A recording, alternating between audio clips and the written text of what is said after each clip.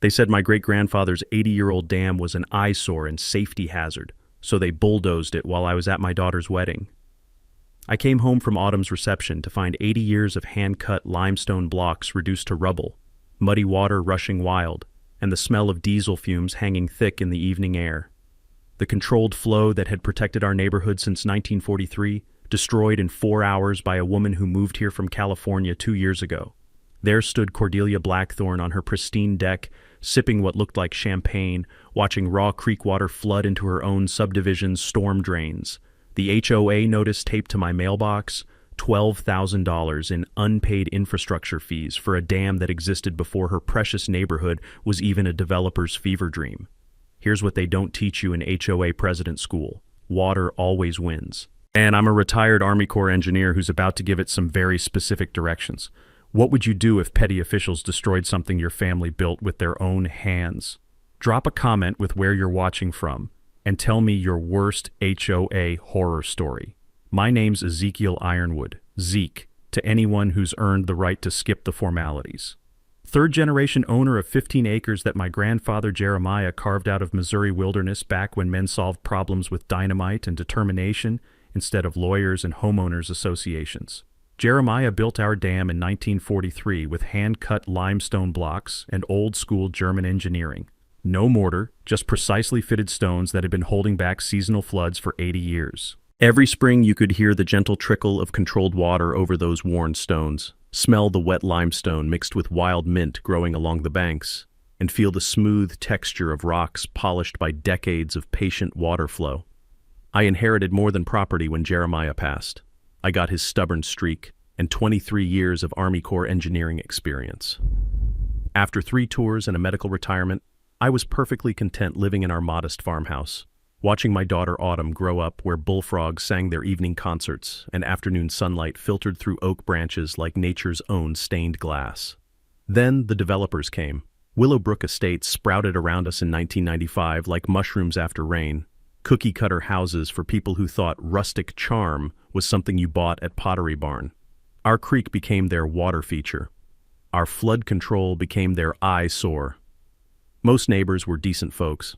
But every subdivision needs its queen bee, and ours came with a California driver's license and the social skills of a particularly aggressive wasp.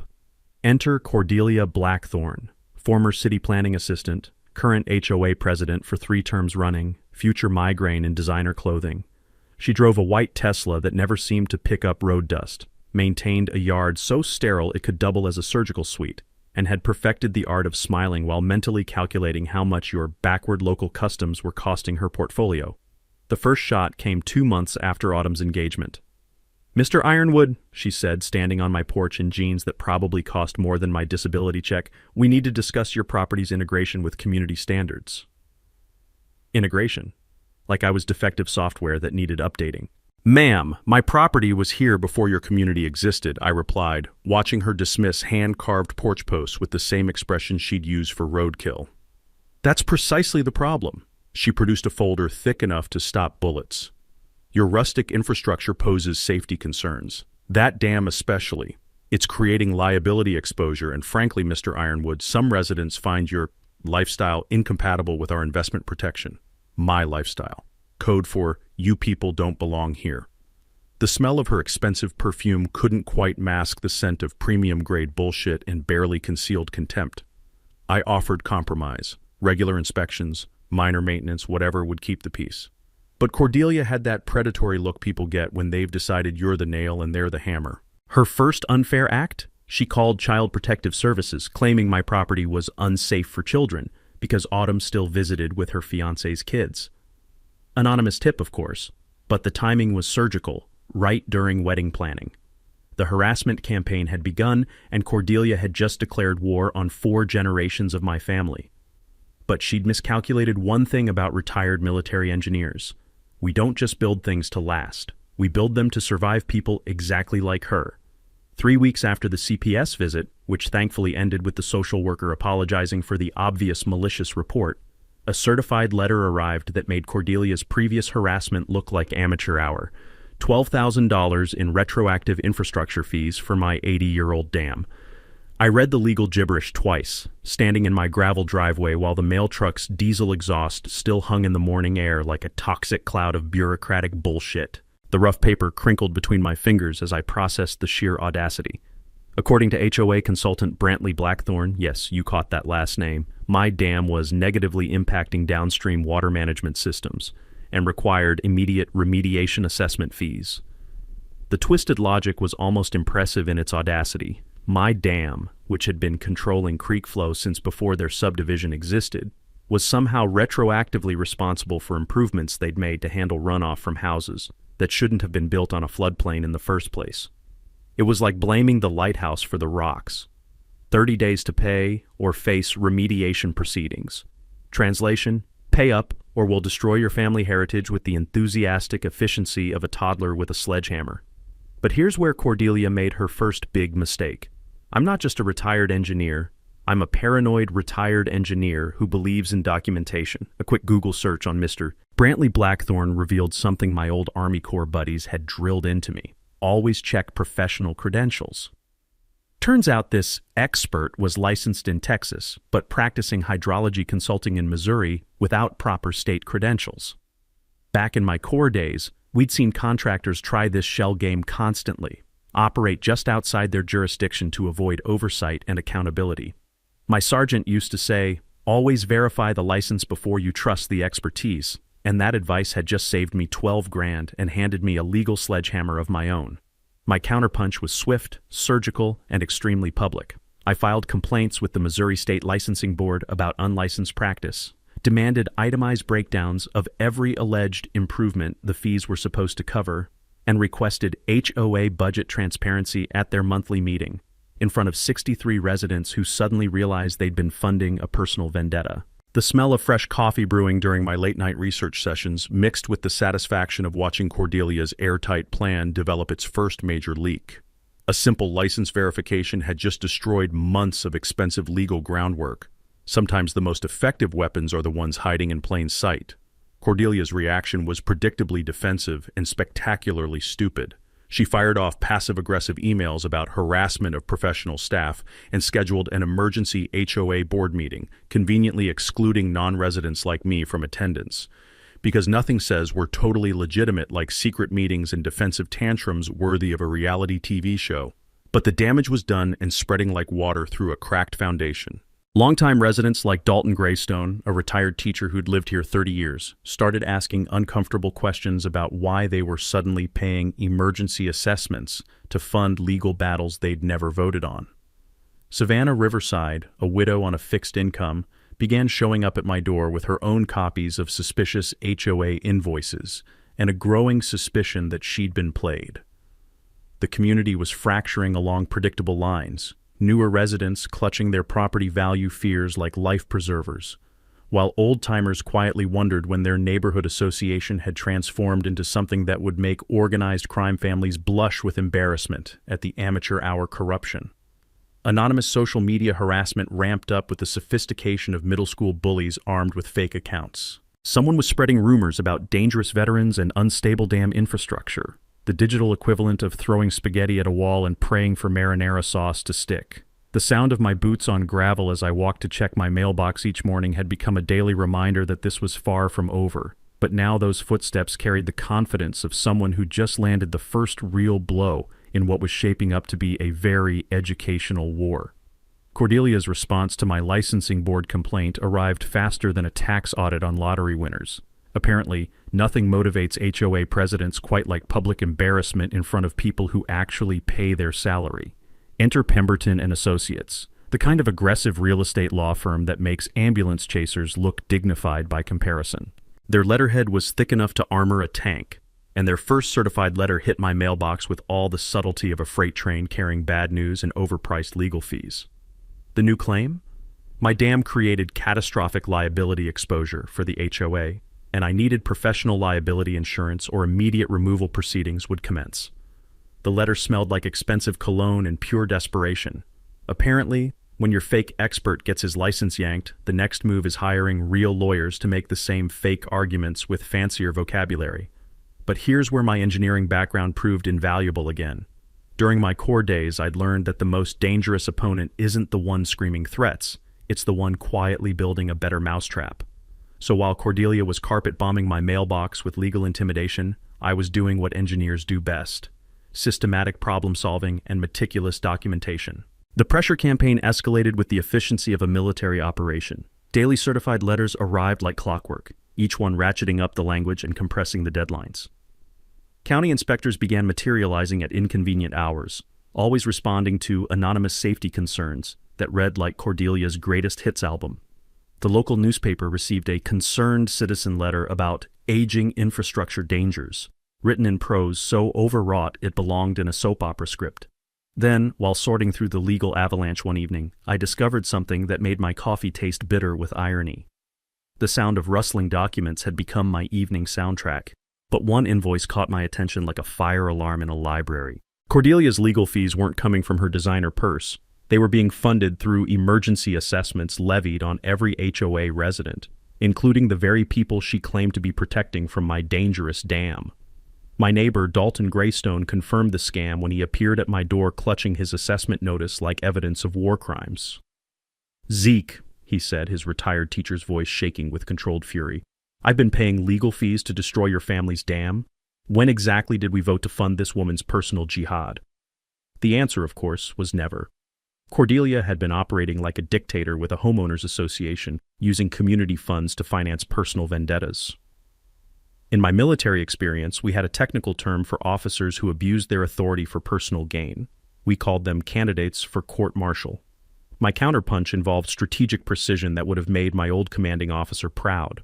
I contacted Marlo Chen, an environmental law attorney who specialized in water rights and harbored a professional grudge against HOA overreach. I filed Freedom of Information Act requests for every county communication about my property.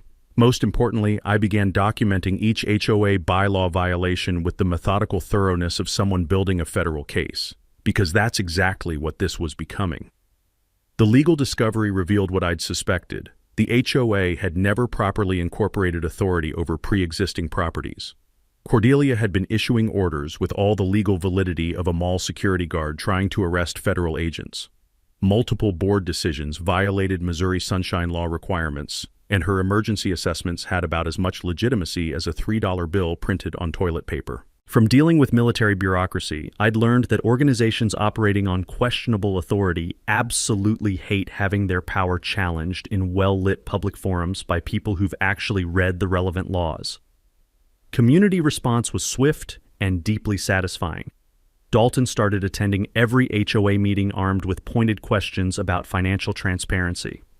Savannah Riverside, that sweet widow who'd been quietly paying assessments she couldn't afford, began organizing other fixed-income residents who'd suddenly realized they were bankrolling someone else's power trip.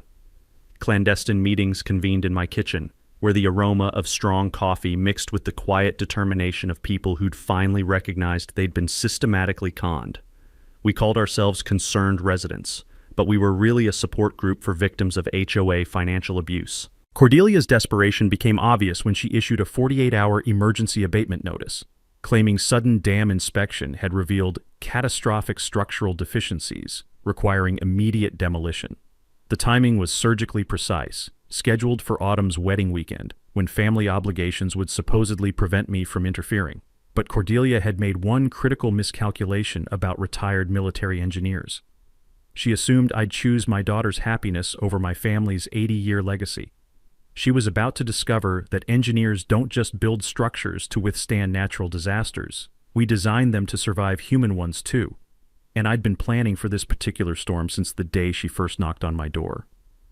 The morning of Autumn's wedding dawned crisp and clear, the kind of perfect October day that makes you believe the universe occasionally gets its act together. I was adjusting my dress uniform in the mirror, thinking about walking my daughter down the same path where 4 generations of Ironwoods had celebrated life's biggest moments, when the sound of heavy machinery shattered the morning peace like a wrecking ball through a cathedral.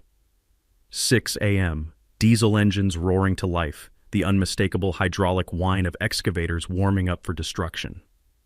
I stepped onto my porch still buttoning my jacket and saw them, a demolition crew positioned around my grandfather's dam like vultures at an all-you-can-eat buffet. Cordelia stood nearby in designer boots that had probably never seen honest dirt, clipboard in hand, directing the operation with the gleeful efficiency of someone who'd timed this moment for maximum emotional devastation. "Emergency safety order," she announced when she spotted me, waving an official-looking document like a conquistador's flag. Structural inspection revealed immediate collapse risk. "We're protecting the community from your negligence." The crew had already positioned their equipment when I approached, my dress shoes crunching on gravel that would soon be mixed with 80 years of family history. The excavator operator looked about as comfortable as a vegetarian at a barbecue festival, probably because destroying someone's heritage while they're dressed for their daughter's wedding tends to make even hardened contractors question their career choices. "Ma'am," I said, keeping my voice level despite rage building like steam pressure in a boiler, "I'm going to need to see that emergency order and the inspection report that triggered it." Cordelia's smile had all the warmth of a tax audit. "The safety of this community takes precedence over your sentimental attachments, Mr. Ironwood. This structure is a liability we can no longer tolerate." That's when my engineering eye caught something that made my blood pressure spike. Her emergency order had dates that didn't match reality. The inspection supposedly triggering this urgent demolition had been conducted 3 weeks ago, and the work permit she was brandishing like evidence was actually an expired county authorization from an unrelated drainage project 6 months old. My counterpunch was immediate and public. "Folks," I called out to the growing crowd of early arriving wedding guests, "y'all might want to document this. Mrs. Blackthorne is about to commit what appears to be destruction of private property using fraudulent paperwork during a family celebration." But Cordelia had made one spectacular miscalculation in her timing. Today wasn't just my daughter's wedding. It was the day she'd invited 150 witnesses to watch her destroy my family's legacy, including retired Judge Clarence Whitfield and military chaplain Father Benedict Stone, both of whom understood the difference between legal authority and elaborate criminal theater.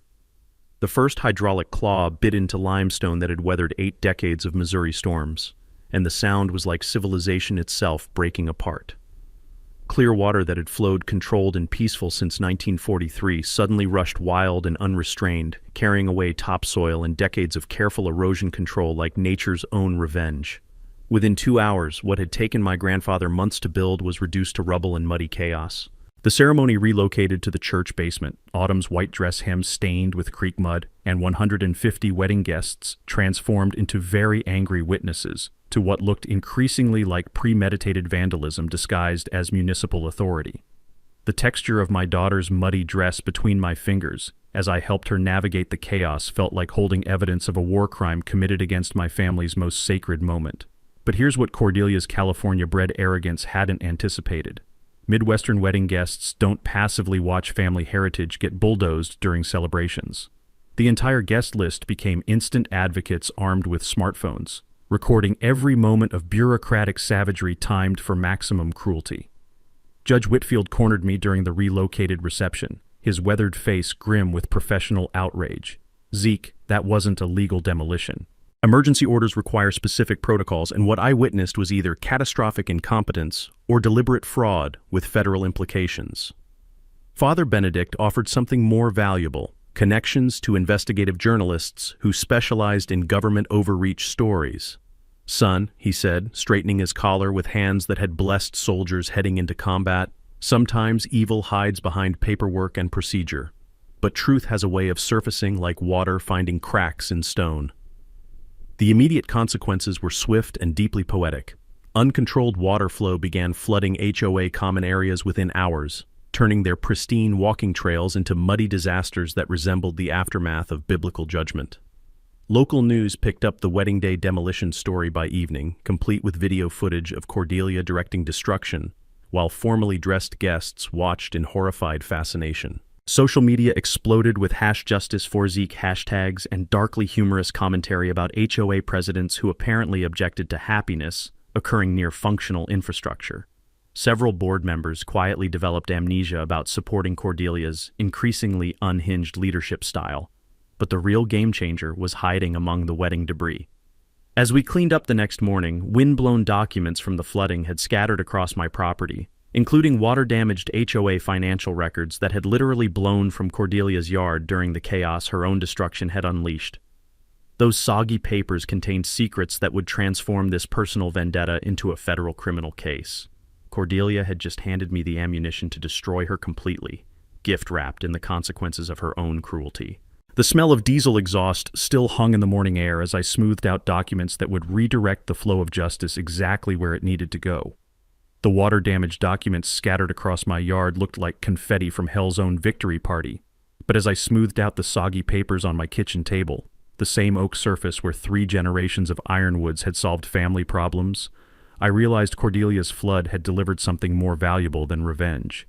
It had delivered a confession written in her own handwriting. HOA financial records, literally blown from her yard during the chaos, told a story that made her damn obsession suddenly crystal clear.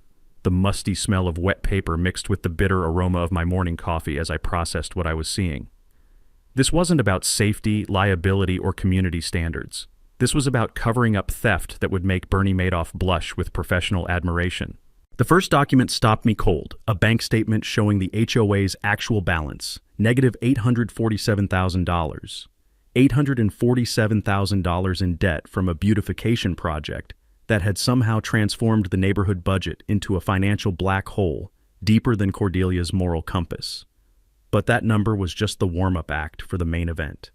Invoice after invoice revealed payments to Blackthorn Landscaping Solutions, a company that existed only in Cordelia's imagination and bank account.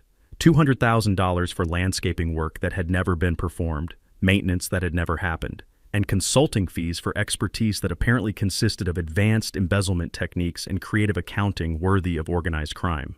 The timeline hit me like cold water in the face.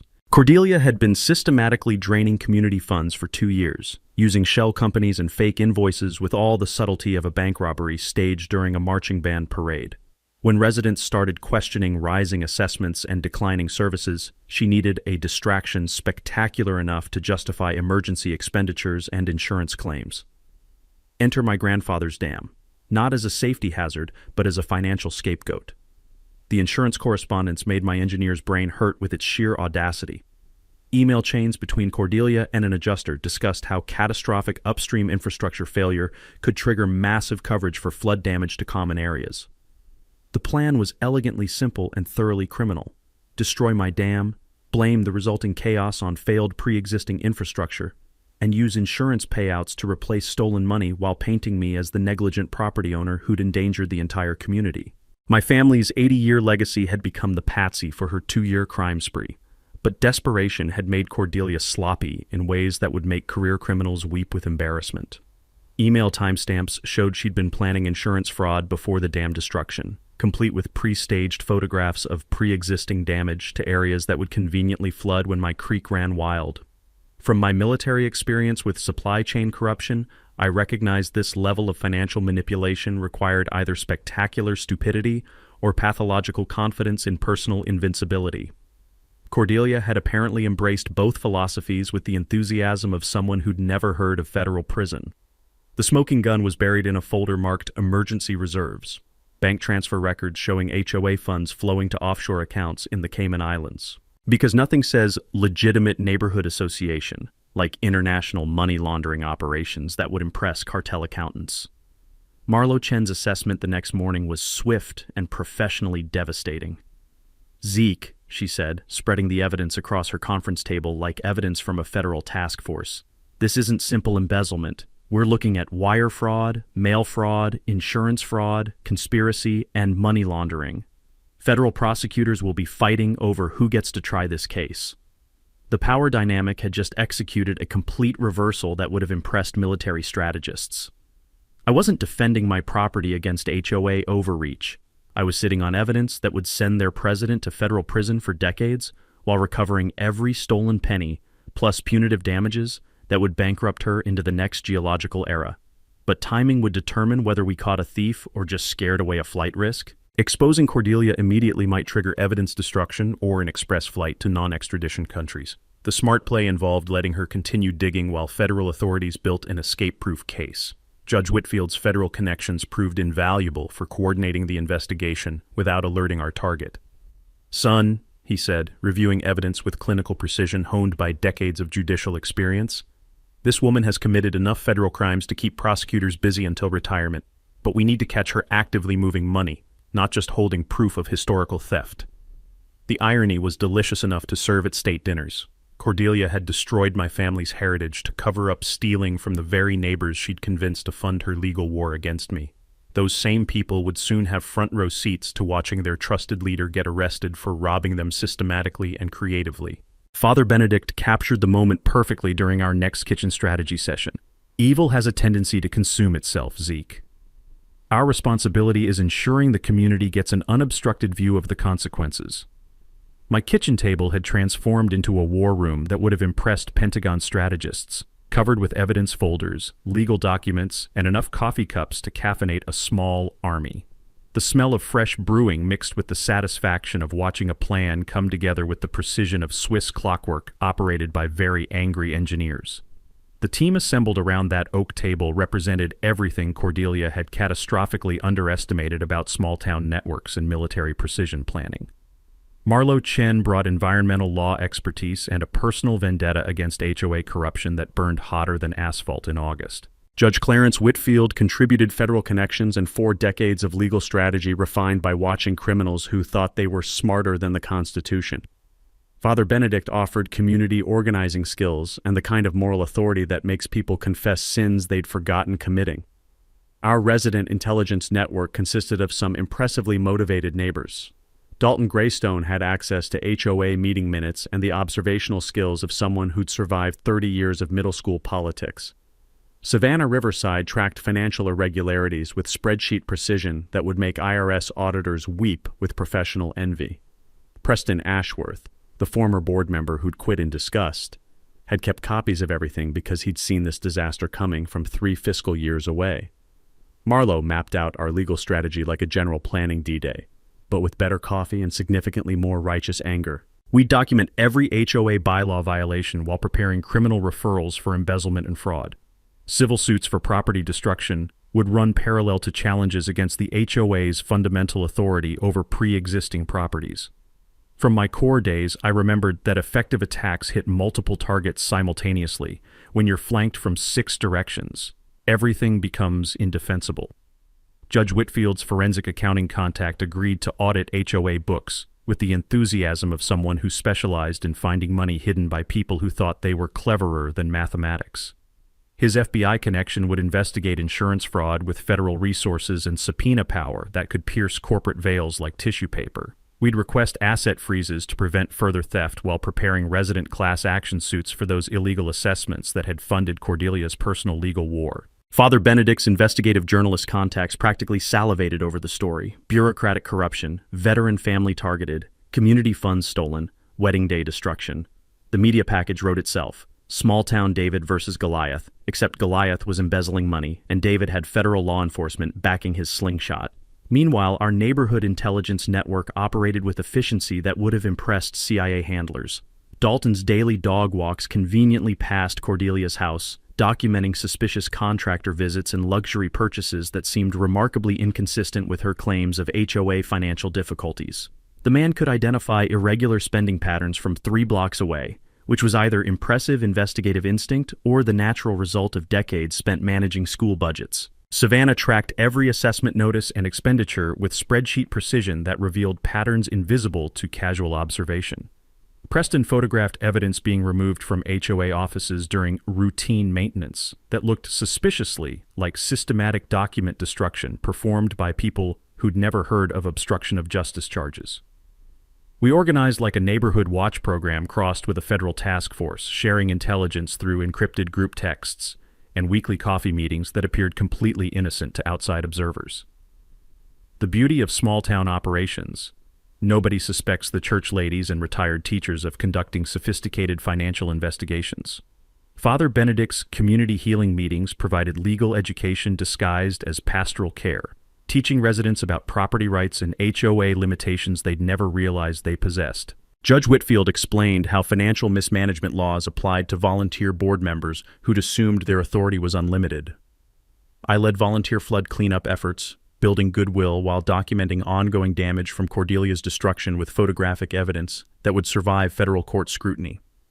The community response exceeded our most optimistic projections.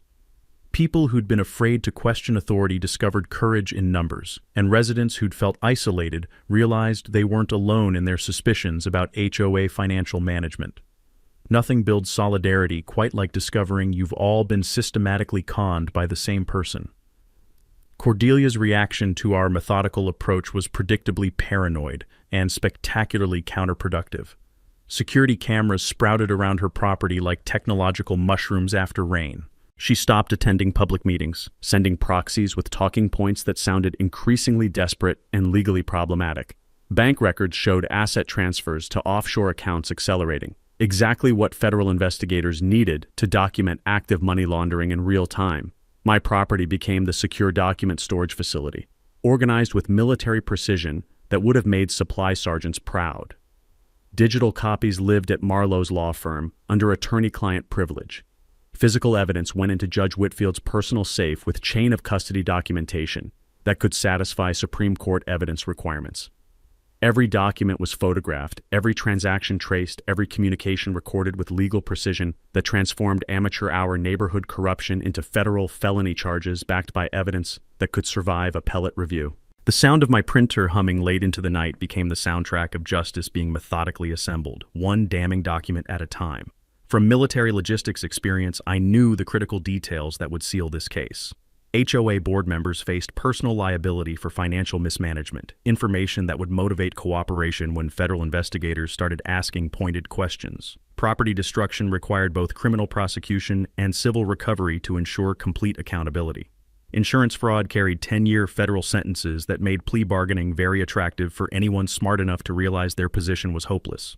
Our preparation was reaching critical mass, with federal authorities coordinating arrest timing while we maintained community education and evidence preservation. Cordelia had no idea that every day she delayed surrender was another day of evidence accumulation that would make her eventual sentence exponentially worse.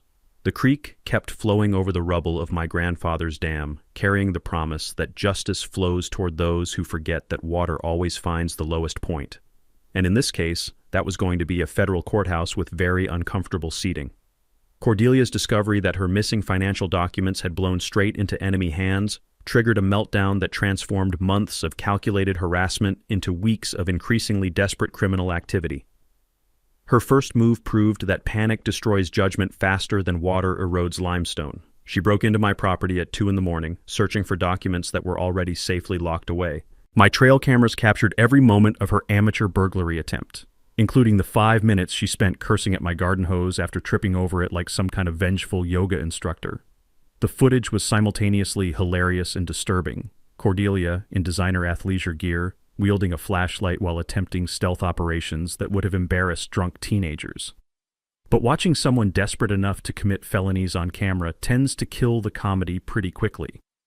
Her sabotage campaign escalated with all the subtlety of a marching band practicing in a library.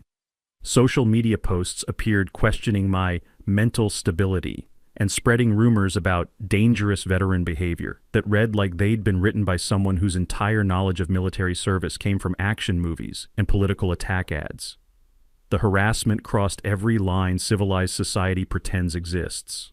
Anonymous complaints to the VA questioning my disability benefits. False reports to child services claiming unsafe environment for grandchildren who visited maybe twice a month. She even attempted to challenge Autumn's marriage license, claiming fraudulent venue because the ceremony had been relocated due to her own destructive actions. But Cordelia's desperation produced one gift that perfectly illustrated how panic makes smart people do impossibly stupid things. She hired a private investigator to find dirt on our coalition members, someone named Roland Grimm, who asked very professional questions about our conspiracy against community leadership. What Cordelia didn't realize was that Roland Grimm was FBI agent Roland Grimm, already investigating HOA financial crimes when she'd essentially paid federal law enforcement to strengthen their case against her. Sometimes irony is so perfect it feels like divine intervention with a sense of humor. My counterpunch involved the kind of methodical documentation that drives desperate criminals toward increasingly reckless behavior. Every harassment attempt was recorded, photographed, and filed with appropriate authorities. Trail cam footage of her breaking and entering went to local police and federal investigators. Her social media rants were preserved like evidence in a museum dedicated to self-incrimination. The community response was swift and decisive. Residents who'd been neutral about our troublemaking suddenly realized that someone willing to break into neighbors' homes and file false reports against veterans might not represent ideal community leadership. Several HOA board members resigned rather than risk legal exposure for enabling escalating criminal behavior. Local news coverage was less flattering than Cordelia had probably anticipated when she'd first courted media attention. HOA president's public breakdown made for compelling television, complete with security footage and social media screenshots that painted an unflattering portrait of suburban authority gone completely off the rails. The bribery attempt happened at Murphy's coffee shop on Main Street, where Cordelia arrived with the desperate confidence of someone who'd confused criminal conspiracy with business negotiation. "Mr. Ironwood," she said, sliding an envelope across the scarred wooden table like we were conducting some kind of spy movie transaction, "I believe we can resolve this unfortunate misunderstanding. $500,000 for those documents, and we can all move forward from this regrettable situation." The smell of fresh coffee, mixed with her expensive perfume and the unmistakable scent of pure desperation as she offered to purchase evidence of her own crimes with money that almost certainly belonged to the neighbors she'd been systematically robbing. What made the moment particularly satisfying was the recording device Agent Grimm had suggested I carry, because apparently desperate criminals often provide better evidence than trained investigators can gather through months of surveillance. The quality of her recorded confession would have impressed federal prosecutors who specialized in financial crime cases. Agent Grimm later told me that Cordelia had inadvertently committed 3 additional federal crimes during our 15-minute coffee meeting, including bribery, attempted obstruction of justice, and conspiracy to commit evidence tampering. Professional criminals spend years learning to avoid such efficient self-incrimination. Cordelia's final desperate gambit involved liquidating remaining HOA funds while planning to flee the country before arrest. She'd booked flights to nations without extradition treaties, transferred assets to accounts already under federal surveillance, and scheduled one last emergency board meeting to transfer authority to her hand-picked successor. Agent Grimm's evening updates became our daily entertainment. Cordelia was essentially following a criminal activity checklist designed by law enforcement to make federal prosecutions easier, while apparently believing she was executing some kind of brilliant escape strategy that would confuse investigators who'd been tracking financial crimes since before she'd discovered offshore banking. The sound of my phone buzzing with intelligence updates had become as regular as evening news broadcasts, except significantly more entertaining and featuring much better character development. Each desperate move was another piece of evidence in what was becoming a federal prosecutor's dream case. The texture of growing evidence files under my hands felt like watching compound interest accumulate, while Cordelia's desperation accelerated toward the kind of public confrontation that would make her wedding day destruction look like a minor etiquette violation. Water keeps flowing downhill, carrying debris toward inevitable destinations, and Cordelia was rushing toward consequences she'd spent months trying to avoid but was now approaching with the efficiency of someone who'd mistaken frantic activity for strategic thinking. The creek still ran wild where my grandfather's careful engineering once controlled its flow, but soon it would carry something more valuable than water toward justice. It would carry the truth about what happens when petty authority meets federal accountability. Cordelia's last stand began with a propaganda campaign that combined the subtlety of a car alarm with the accuracy of a blindfolded dart thrower. Professional flyers appeared throughout the neighborhood featuring stock photos of concerned families and headlines screaming, "Protect our community from violent extremists." The messaging was almost artistic in its complete separation from observable reality. According to Cordelia's alternate universe, I was leading a dangerous militia group of radicalized veterans and disgruntled residents who posed an immediate threat to family safety and property values.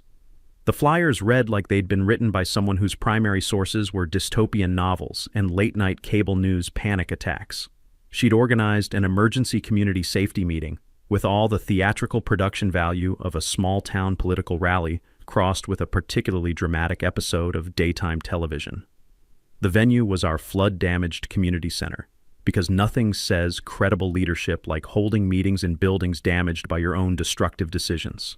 Her hired security consisted of off-duty police officers who looked professional enough until you realized they were unknowingly providing muscle for someone about to star in a federal perp walk. These guys probably thought they were protecting a concerned citizen from angry neighbors, not enabling the final act of a financial crime spree that would have embarrassed organized criminals. The social media blitz featured sophisticated bot networks spreading fear about property seizure by militant groups and veteran mental health crises threatening neighborhood children. Someone was investing serious money in digital manipulation that might have been effective if our community's idea of social media warfare involved anything more advanced than arguing about school fundraiser logistics on Facebook. But Cordelia's final deception was her criminal masterpiece. Every dollar she transferred to her escape fund was flowing directly into an FBI sting operation so convincing she was essentially paying federal law enforcement overtime to document her money laundering in high definition. Agent Grimm had created a shell corporation so professionally fraudulent that Cordelia was voluntarily funding her own prosecution, with the enthusiasm of someone donating to charity. The technical beauty was mesmerizing to observe. Each transaction triggered automatic federal documentation. Every communication was preserved for posterity, and her brilliant escape strategy was being live-streamed to prosecutors who were probably using it as educational material for future cases involving spectacularly self-incriminating defendants. Meanwhile, our coalition's preparation proceeded with the quiet efficiency of people who'd learned that the best revenge is competently executed justice. FBI agents positioned themselves throughout the community disguised as concerned residents who'd coincidentally decided to attend a neighborhood meeting while carrying federal arrest warrants, and probably wondering if all small-town criminals were this cooperative. Local media crews had been briefed but agreed to maintain silence until the appropriate moment, because nothing improves television ratings quite like live footage of someone being arrested immediately after publicly denying the crimes they're about to be charged with. Judge Whitfield ensured legal observers would document proper procedure. Father Benedict organized what he diplomatically termed a prayer circle for community healing, but which functionally served as a peaceful witness network designed to prevent any future claims of intimidation or procedural violations. Marlo Chen filed final court documents for immediate asset recovery and full community restitution. The irony was so concentrated, it could have been bottled and sold as a premium product. Cordelia had scheduled her propaganda performance in a building damaged by flooding she'd caused, funded by money she'd stolen, while addressing residents she'd systematically deceived, surrounded by federal agents she'd accidentally hired to investigate her crimes. Her arrival was choreographed with dramatic flair usually reserved for political campaigns or particularly ambitious reality television. She emerged from a rented Bentley, almost certainly financed with embezzled community funds, wearing an outfit that projected authority she'd never legally possessed, and confidence that would have been inspiring if it hadn't been so completely misplaced. The private security detail looked impressively professional until you considered they were essentially escorting their client to her own arrest ceremony. These officers had no idea they were providing protective services for someone whose evening plans included federal custody and a very uncomfortable conversation about constitutional rights. Cordelia's prepared speech focused on protecting community investment from dangerous elements and maintaining property values against extremist threats. She planned to deliver this performance while standing on a stage surrounded by water damage caused by her own vandalism, denouncing people whose money she'd stolen, while federal agents she'd unknowingly funded took notes for her criminal trial. Agent Grimm later revealed that Cordelia had spent the morning finalizing arrangements to flee the country immediately after the meeting, apparently believing she could orchestrate one final public relations victory before retiring to a beach somewhere with weak extradition policies and strong banking privacy laws. Her optimism was either deeply inspiring or profoundly disturbing, depending on your perspective regarding criminal psychology. Community division was visible as residents entered the damaged building. Newer homeowners clutched propaganda materials, genuinely concerned about safety issues they didn't understand. Long-term residents carried photographs of flood damage and copies of suspicious assessment notices, representing years of accumulated frustration finally approaching resolution. Children's drawings of my grandfather's dam still decorated the walls, artwork created during school visits before Cordelia's destruction, showing clear water flowing peacefully through limestone channels that no longer existed. The contrast between innocent memories and present chaos provided visual testimony to what her community improvement efforts had actually accomplished. The smell of mildew from uncontrolled flooding mixed with nervous anticipation as people filled folding chairs arranged for what would become a live demonstration of how federal justice handles small-town financial crimes. Sometimes the universe provides entertainment so perfectly scripted, it feels like divine comedy written by someone with access to surveillance footage and a particularly dark sense of humor. The Willowbrook Community Center had never hosted anything quite like Cordelia's final performance. 200 residents packed into a space that smelled like mildew and broken dreams, while camera crews positioned equipment with the practiced efficiency of people who specialized in documenting spectacular public failures. Cordelia made her entrance with the confidence of someone who'd confused delusion with strategy, flanked by security guards who looked increasingly uncomfortable as they noticed the unusual number of concerned residents wearing suits and speaking into concealed microphones. Her designer outfit projected authority she'd never possessed, funded by money she'd never earned, for a community she'd systematically betrayed. The PowerPoint presentation was a masterpiece of projection and misdirection. Slide after slide depicted dangerous veterans and property value threats while completely ignoring the water stains covering the walls around her, visual evidence of the flooding her own actions had caused.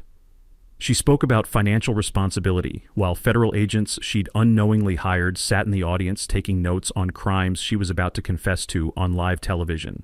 "Ladies and gentlemen," Cordelia began, her voice carrying the practiced authority of someone who'd spent years convincing people that theft was community improvement.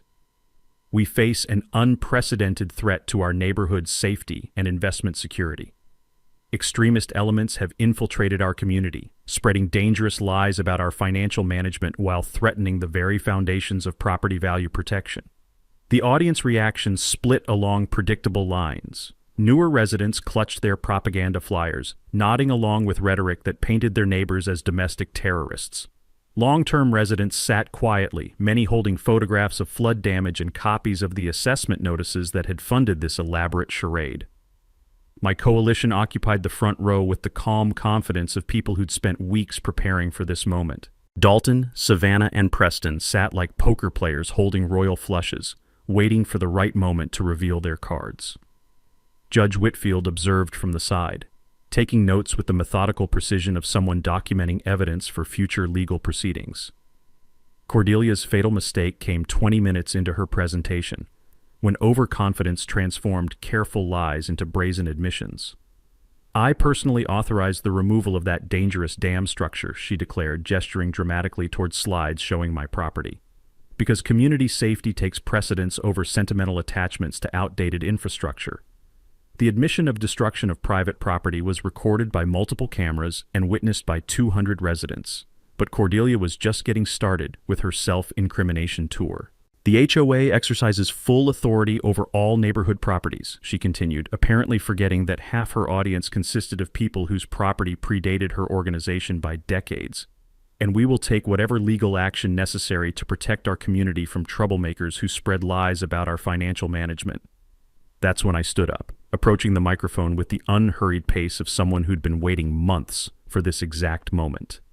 "Mrs. Blackthorne," I said, my voice carrying clearly through the damaged room, "thank you for confessing to destruction of private property on camera and in front of 200 witnesses. Now let's talk about something really interesting, like the $847,000 in HOA debt you've been hiding from these residents." The silence that followed was so complete you could have heard a pin drop in the next county. "And the $200,000 you've stolen from your neighbors' pockets through fake invoices to shell companies you control," I continued, pulling out the water-damaged documents that had started this entire investigation. "Should we discuss that on camera, or would you prefer to wait for the federal agents to read you your rights?" Cordelia's face went through a color transition that would have impressed chameleons as the implications hit her like a freight train carrying federal arrest warrants. "Those are lies," she screamed, abandoning all pretense of dignity.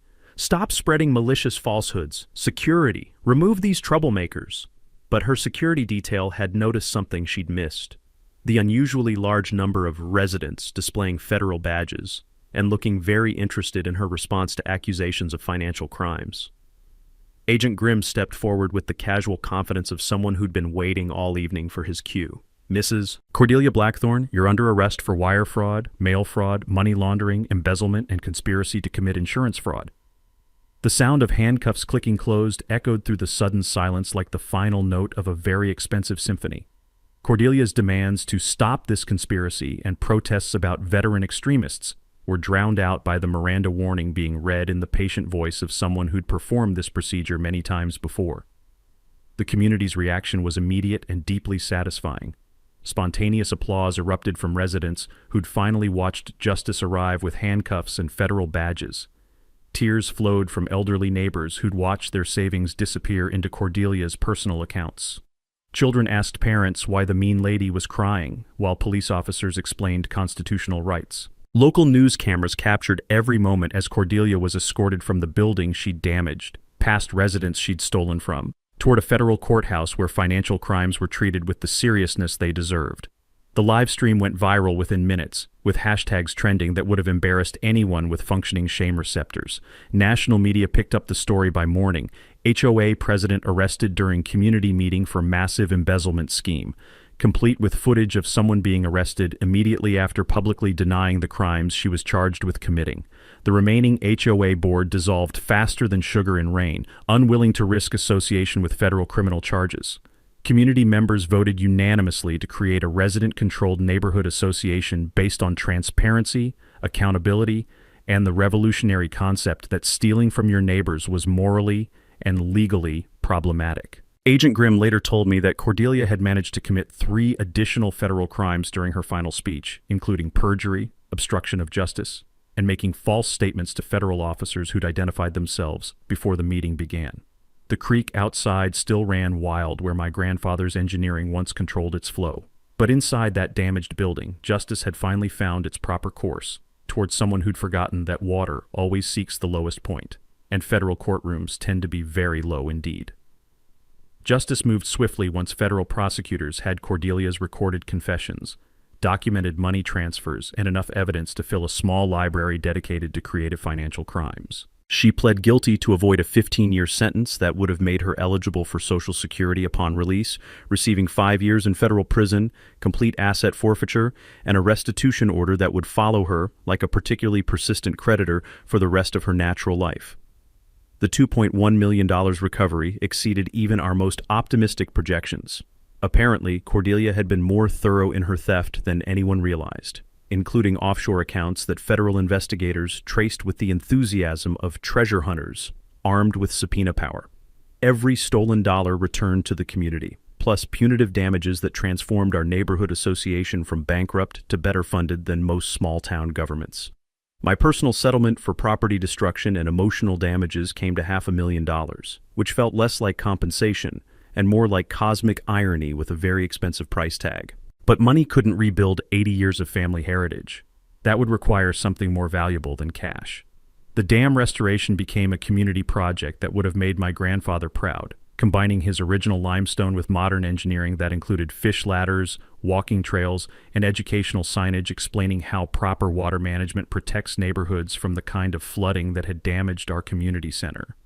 Volunteer labor from neighbors reduced costs while building relationships that turned former strangers into something resembling an actual community.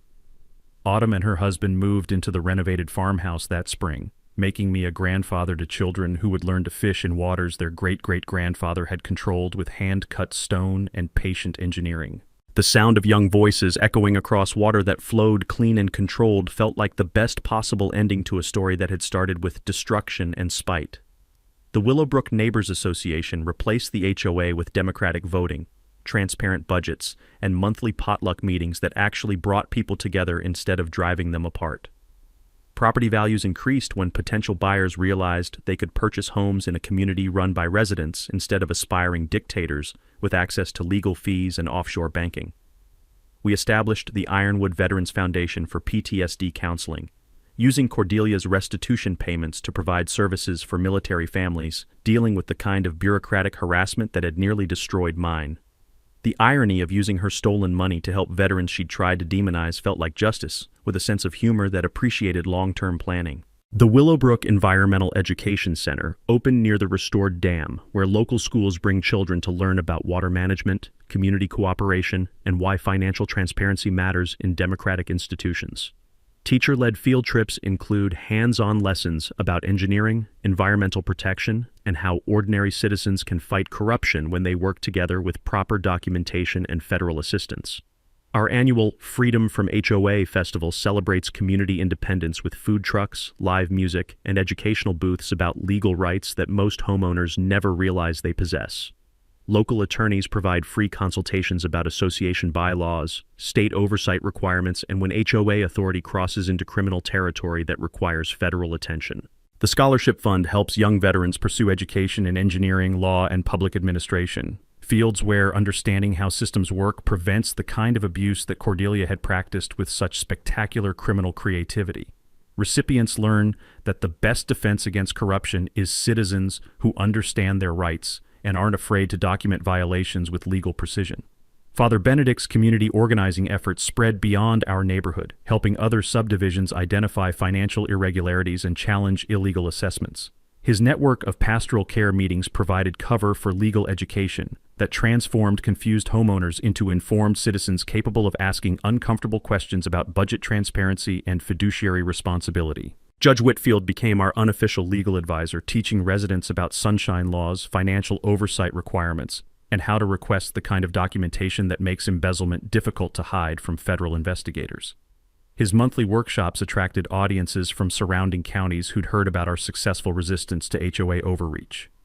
Marlo Chen established herself as the region's leading expert on community legal rights, representing neighborhoods across Missouri in cases involving financial mismanagement, illegal assessments, and unauthorized property destruction. Her success rate attracted national attention to legal strategies that had transformed our local victory into a template for fighting suburban corruption. The ripple effects exceeded anything we'd anticipated when this started as a fight to save one family's dam. Missouri legislature passed HOA reform requiring independent financial audits, sunshine law compliance, and criminal background checks for board members. Other states began investigating their own association oversight requirements after seeing how easily financial crimes could hide behind community improvement rhetoric. The FBI created a task force specifically for HOA financial crimes, using our case as a training example for investigators who'd previously treated neighborhood disputes as civil matters rather than potential federal crimes involving wire fraud, money laundering, and conspiracy charges that carried serious prison sentences. The final scene played out exactly where it should have, at the restored dam where 4 generations of my family had celebrated life's important moments. Autumn's first anniversary renewal ceremony brought together everyone who'd helped transform personal vindication into community healing, with clear water flowing over new limestone that incorporated stones from my grandfather's original engineering. Judge Whitfield performed the renewal ceremony while Father Benedict blessed water that flowed controlled and purposeful toward neighborhoods protected by proper engineering and transparent governance. Children who'd drawn pictures of the destroyed dam now played along banks where environmental education merged with family legacy in ways that felt like the future my grandfather had envisioned when he'd first placed stone upon stone with patient precision. Sometimes the best revenge isn't getting even. It's building something better than what they tried to destroy. Standing up to bullies doesn't just save your own property when you do it right. It saves entire communities from people who mistake authority for permission to steal from their neighbors. Share your own HOA horror story in the comments. You might help someone else fighting similar battles against financial corruption disguised as community improvement. Subscribe for more stories about ordinary people defeating corrupt systems, because justice isn't just for lawyers and politicians. It's for anyone willing to document evidence and demand accountability from people who've confused elected positions with criminal opportunities. Next week, the city council that tried to seize a family farm for a shopping mall development, and how one stubborn farmer used a 200-year-old property law to turn eminent domain proceedings into a federal investigation of municipal corruption that reached all the way to the state capitol. The creek flows clear over restored stone, carrying promises that water always finds its proper course when good people refuse to let corruption dam the flow of justice toward where it belongs.